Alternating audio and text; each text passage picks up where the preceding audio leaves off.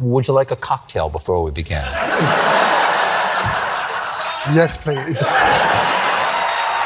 I hear you like tequila. But perhaps not perhaps, without doubt, the most dangerous lie that they have told is that I somehow boasted about the number of people that I killed in Afghanistan. I've read that section of the book, and without reading the entire thing right here, to me, it's a very thoughtful description of what that knowledge is like to have and what the experience is to know that you have done this in order to protect what you believe is good in the world from those who would wish to destroy it. There's nothing boastful about it. And not only that... But also, I would say that if I heard anyone boasting about that kind of thing, I would be angry. But it's a lie. My words are not dangerous, but the spin of my words are very dangerous. I made a choice to share it because having spent nearly 2 decades working with veterans all around the world, I think the most important thing is to be honest and be able to give space to others to be able to share their experiences without any shame. And my whole goal and my attempt with sharing that detail is to reduce the number of suicides.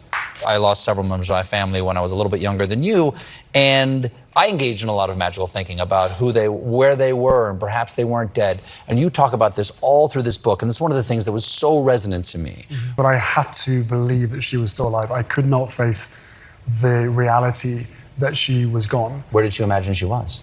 Hiding. Taking a break, plotting, planning, and then coming to get me and William to get us out of there. Because it was unbearable for her. Hiding, and I think the in whole some world ways, saw that. I mean, hiding, I'm not going to accuse you and Meghan of hiding, but removing yourself from the situation, this fantasy that you had of what your mother did is what you did. You removed yourself from the toxic situation. Yeah. Here's a beautiful photo of yourself and Queen Elizabeth II. And the world mourned her passing last September. You didn't just lose your sovereign, you lose your grandmother, and there are many really lovely interactions between you and your grandmother. What will you remember most about her? Her sharp wit. Her sharp wit? Yeah, her sense of humor, her ability to respond to anybody with a completely straight face, but totally joking. Wow, just the ultimate British dry wit. Yeah. But she was incredibly humorous. But as I say in the book, I am now and I was then genuinely happy for her because she finished life. She had an amazing life, she had an amazing career, and she was buried with her husband. And bearing in mind the suffering, global suffering that everybody's experienced over the last 3 years, there was less suffering for both of my grandparents. I'm really, really grateful for that.